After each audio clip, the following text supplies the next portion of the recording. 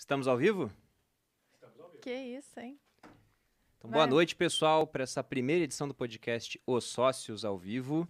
Estou aqui, como sempre, com minha digníssima esposa, Malu Perini, host do podcast. Olá, boa noite. Hoje sem muita mobilidade. A colonização. a genética, a espiral do DNA americano é muito diferente. Então, assim, por mais que somos dois países, né, colonizados, digamos assim, os Estados Unidos eles já nasceram com 13 países independentes, né? As 13 colônias muito independentes, com a sua própria moeda, suas próprias leis, os seus próprios acordos comerciais com outros países até. Então, quando aconteceu a Revolução Americana, essa genética não foi abandonada. Muito pelo contrário. O primeiro desenho da Constituição Americana, que foram os artigos da Confederação, foi um desastre, porque colocava um poder muito grande, um poder federal muito grande. E aí as 13 colônias, né, falaram, vocês estão malucos que a gente vai assinar isso aqui. Então precisou sentar de novo na Filadélfia, os pais fundadores, sentar de novo. Então tá, como nós vamos desenhar isso aqui? Desenhar uma nova Constituição e mesmo assim, dentro da nova Constituição, que até então eles chegaram a um acordo ali, ainda precisou passar o Bill of Rights, né? Os 10 Bill of Rights, porque os estados, a Virgínia, Nova York, falaram, bom, está tirando demais a autonomia dos estados aqui, então isso aqui a gente não quer, não. Nós brigamos pela Revolução, porque eles poderiam muito bem ter falado no meio da Revolução, olha, vocês acham que vocês vão lá ganhar dos britânicos? Vai lá então, vai lá, boa sorte. Então eles precisaram entrar num consenso primeiro, achar os pontos em comum, porque eles já eram muito diferentes, né? A própria liberdade de religião, tudo era muito diferente nas 13 colônias. Então, eles nasceram já com esse propósito de usar as suas riquezas locais da maneira que eles muito bem entendessem. Então, não tem um governo federal, não tem Washington falando, Oklahoma, você não pode fazer isso. Oklahoma fala, posso sim. Então, acho que a diferença é essa, a nossa pirâmide aqui, nós fomos construídos de cima para baixo e eles de baixo para cima, né? Tanto é que quando o Joe Biden entrou, eu falo muito com os meus alunos do meu curso, quando o Joe Biden entrou esse ano, em 72 horas ele assinou mais ordens executivas do que os últimos 3 presidentes combined, juntos. E aí o que aconteceu? Quando as ordens começaram a cair no sistema de filtro, né? Elas não chegaram em muitos condados, em muitos estados, porque os estados eles passaram legislações estaduais para se blindar das ordens draconianas, né, de Joe Biden. Então, eu acho que a grande diferença é essa, é no nascimento das nações, porque aqui no Brasil a nossa pirâmide ela é inversa, ela é muito de cima para baixo, a gente ainda espera o governo decidir, espera leis ambientais. Então, sempre que alguém me pergunta qual é a lei sobre beber cerveja na rua nos Estados Unidos, a resposta é sempre a mesma, depende. Do estado. Uhum. Não adianta eu falar que pode, não pode. Você precisa ter coleira para passear com seu cachorro na rua? Depende do estado. Então, a mesma coisa é para investimento, para empreendedorismo, para leis ambientais. Não, uma coisa que eu escuto muito lá é quando a gente fala sobre imposto sobre heranças aqui no Brasil. Aí o pessoal fala, mas nos Estados Unidos é tal taxa. Não é, porque cada estado tem uma taxa diferente e com isenções gigantescas às vezes, o pessoal fala como se fosse uma coisa só. Mas é legal a Ana Paula falar disso, de ser cada estado de um jeito, né, e tal, que quando a gente esteve na Suíça, já que a gente está comparando os dois países, os 3, né, a Suíça, a gente Estados pode falar de vários Unidos outros e a final, gente, né? Quando a gente esteve na Suíça, a gente começou a conversar com um cara, né, um que estava fazendo, um cara que morava na Suíça, e aí... o termo é suíço. Mas, por favor, só dando Não, é que eu ia falar que ele tava levando a gente lá no... Não sei o que guia? Era guia, isso. Eu tinha perdido a palavra. E aí o Bruno perguntou, você sabe o nome do presidente? E aí ele falou, não. É porque lá é uma espécie de... O poder é muito dividido. É muito mais dividido que os Estados Unidos, inclusive, só que lá é muito menor, né? Não digo que é mais dividido. Alemã, francesa, italiana. A própria população. Culturas diferentes, línguas muito diferentes. diferente. Pra gente é muito estranho. São 4 idiomas oficiais. Eles falam o suíço, eles falam italiano. Aliás, suíço não, eles falam francês, eles falam italiano, eles falam alemão. Suíço, e tem um outro idioma romanche, acho que é esse. Que o suíço, tipo na verdade, até existe, porque é o alemão suíço, né? Que é ligeiramente diferente. O francês também é ligeiramente diferente. Tem algumas coisas, assim, que consegui perceber. Tipo, por exemplo, 60 em francês normal, eles fazem a conta, né? 20 mais 20.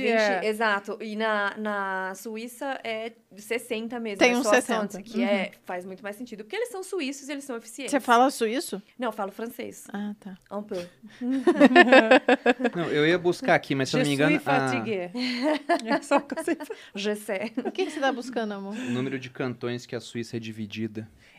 Cantões. Eu fui patrocinada pela SWOT uma vez e a matriz da SWOT é na Suíça, né? Claro.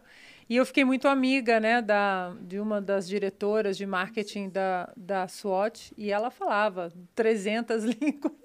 E ela conversava com todo mundo. Como se fosse uma coisa super normal, Não, né? E trocava, assim, e às vezes tinha um outro diretor que trabalhava com ela, e ela falava em alemão com ele respondia em francês para ela, e eles conversavam assim... E a cabeça do outro lado explodindo. E a gente, assim...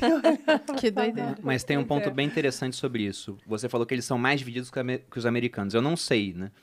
Como é que funciona certinho lá. Mas a Suíça, daquele tamanho do Rio de Janeiro mais ou menos, ela é dividida em 26 cantões independentes. E os Estados Unidos, uma vez você até falou comigo que o que salva eles muitas vezes é o federalismo, né? Porque são 50 estados, 51, né? 50 mais DC. Aí acabam sendo 51 estados onde as coisas são diferentes. E aí o que me veio na cabeça é aquela máxima do Friedrich Hayek. Tem que criar um momento Hayek aqui pro podcast, mas é sempre a mesma frase. De que o conhecimento ele está disperso pela sociedade. De que não adianta uma cabeça, por melhor que seja, ou um grupo pequeno de cabeças tentar fazer um planejamento central, ainda mais para uma coisa tão grande quanto um país de proporções continentais como é o Brasil. Na Suíça, se fosse um planejamento central, talvez não fosse tão bom quanto toda essa independência que eles têm. E nos Estados Unidos, é um país muito grande, mas com muita independência e com muita liberdade. Agora, deixa eu contar uma história. A gente estava falando agora, a Ana estava falando de um país que nasceu de baixo para cima, né? Então, ele foi construído a partir das necessidades que já tinham sido identificadas naquelas... Locais. Naquelas 13 colônias. Agora, eu sempre conto essa história, meus alunos não aguentam mais ouvir eu falar esse país, mas eu sempre falo porque eu acho muito legal a história do leste europeu, porque eles passaram pela ocupação soviética, ocupação nazista. Ocupação soviética entre a primeira e a segunda foram 51 anos, e aí depois que acabou a União Soviética, colapsou, inclusive graças ao Reagan, que a Ana sempre fala tanto, coraçõezinhos. O que aconteceu lá? Meio que colapsou também, né, o leste europeu. Eles dependiam muito da Rússia para fazer tudo, o comércio deles era com a Rússia, a tecnologia estava defasada. Moscou planejando tudo, né? Planejando tudo, eram países muito pobres, então se você pega a Finlândia em 1939, 1940... ela tinha um PIB per capita de $2.000. E a Estônia também, $2.000. E aí se passou todo o tempo da ocupação, que foram mais 46 anos, depois que acabou a Segunda Guerra Mundial, de 45 até 91.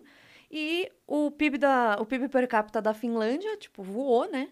E o da Estônia estava lá nos mesmos $2.000 estagnado. Só que daí acabou a União Soviética e na Estônia eles elegeram uma plataforma liberal. Eles estavam tão cansados e tão desgostosos mesmo da questão socialista, que eles votaram naquilo que fosse exatamente o oposto. E aí o primeiro-ministro, né, depois da redemocratização da Estônia, foi o Mart Laar, que era um discípulo do Milton Friedman. E ele começou a implementar políticas liberais lá. E aí eu conto toda essa história no curso, que é uma história bem longa e tal. Tem a entrevista do Mart Laar no YouTube, que ele fez até para a Heritage Foundation. Ele fala, tem várias coisas legais que ele fala. E é um país pequeno, é um país que ficou durante muito tempo oprimido pela União Soviética E geralmente o que acontece é que a mentalidade desses lugares, ela fica totalmente... ela acaba, né? A pessoa acaba entrando naquele círculo vicioso de acreditar que realmente as coisas têm que vir do Estado. Mesmo que ela entenda que a opressão não é boa, que é o que a Zoe falou aquele dia, né? Ela falou, eu não sei se acabasse a tirania hoje, se as pessoas sairiam, ou por quem elas votariam e tal, porque ela ainda tem a cabeça de que um Estado não opressor, mas paternalista, grande, inchado, ainda é bom. Mas eles entenderam o oposto. E aí, com coalizões que eles fizeram lá, muitas reformas muito rápidas, fez reforma monetária, ele começou a atrair investimento estrangeiro e foi o primeiro país, ex-Estado soviético, a entrar na União Europeia. Qual o nome do país? Estônia. Ah, Estônia. Que é Estônia, Letônia e Lituânia, fica nos Bálticos, né? Chamado Países Bálticos. E ela faz fronteira direta com a Rússia. Então, eu fui de... como é o nome? Tallinn até São Petersburgo. De ônibus, que é uma viagem bem bonita. E é uma história legal de todos não os bálticos, mas os do leste europeu, Ucrânia, República Tcheca, Hungria, mas é que o que mais se destacou, e hoje tem um PIB per capita muito grande, ele é o primeiro país do mundo a ter residência digital, então você consegue abrir uma empresa na Estônia, mesmo sem você ser de lá, e aproveitar todo o ambiente de negócios europeu. Então, assim, eles conseguiram avançar muito rápido. De 91 para cá são 30 anos só. Sim. E aí você pega as entrevistas do Roberto Campos de 91, naquela época ele falava, então, gente, inflação, expansão monetária, vocês ficam aí fazendo a mesma coisa, os mesmos erros. Daí eu pergunto, o que a gente evoluiu em 30 anos? Se você pega que a mesma discussão que se tinha com o Roberto Campos no Roda Viva em 91 é a mesma que nós temos hoje. Ah, não, pode imprimir dinheiro, que se fala muito, né? Que não vai ter inflação, fica tranquilo. E a Estônia foi lá e deu um pau em todo mundo.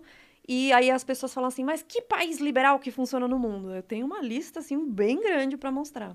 Então, é um país pequeno. É porque se um país liberal vai e faz uma coisa que o pessoal que é mais de esquerda gosta, eles já falam, não é liberal. Não é liberal. Nova Zelândia não é liberal, porque aumentaram o salário mínimo e botaram imposto lá sobre grandes fortunas. Mas você olha no ranking de liberdade econômica... Mas eles não querem copiar tá tudo. Lá em cima. Querem copiar o salário mínimo e a taxação. Só mas eles não querem... Só o que dá errado. Eles não... Geralmente. Eles não querem copiar a legislação trabalhista flexível, a falta de protecionismo, é um país extremamente livre para fazer negócios.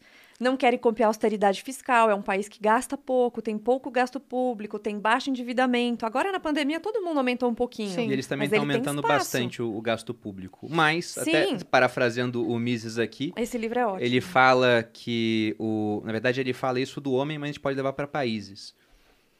Que o país rico, ele pode se dar ao luxo de adotar caminhos insensatos por mais tempo do que o pobre, né? Mas não por tempo infinito.